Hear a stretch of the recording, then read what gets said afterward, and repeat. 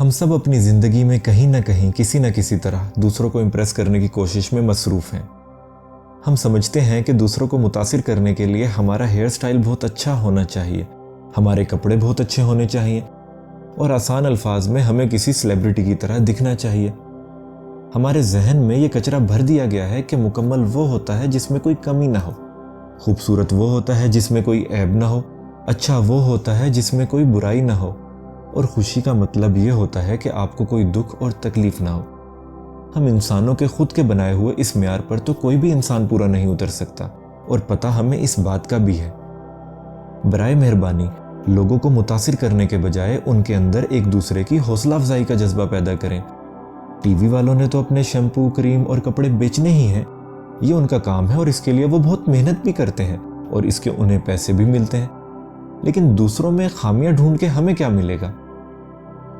اصل زندگی کا ہیرو وہ نہیں ہوتا جو مہنگے کپڑے پہن کے مہنگی گاڑی چلاتا ہے، جس کے ہاتھ پاؤں سلامت ہیں اور جس نے باڈی بھی اچھی بنا رکھی ہے، جو 8-10 گنڈوں کو پیٹ کر لڑکی کو ان سے بچاتا ہے اور لڑکی امپریس ہو جاتی ہے۔ اصل زندگی کے ہیرو کے پاس تو شاید سائیکل بھی نہیں ہے، کپڑے بھی اتنے شاندار نہیں ہیں کہ جنہیں دیکھ کے کوئی امپریس ہو، اور جیب بھی اس کی خالی ہے۔ شاید آپ میں سے زیادہ تر لوگ اس سے امپریس نہ ہوں، لیکن میں اس سے بہت امپریس ہوں، کیونکہ وہ بھیک نہیں مانگتا اور محنت کر کے پیسے کماتا ہے۔ وہ اپنی کمائی سے زیادہ اس کمائی کی برکت کا سوچتا ہے۔ اسے معلوم ہے کہ حلال کا 100 روپیہ اور حرام کا 100 روپیہ کبھی برابر نہیں ہو سکتا۔ عقل مند اسے کہتے ہیں کہ خواب دیکھنا چھوڑ دو، لیکن وہ بے وقوف اپنے خوابوں کے پیچھے پھر بھی بھاگ رہا ہے۔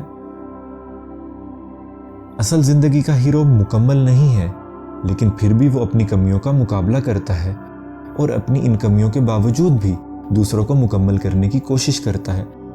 وہ خوبصورت اس لیے نہیں کہ اس میں کوئی عیب نہیں، وہ خوبصورت اس لیے ہے کہ وہ اپنے عیب چھپا کر دکھاوا نہیں کرتا۔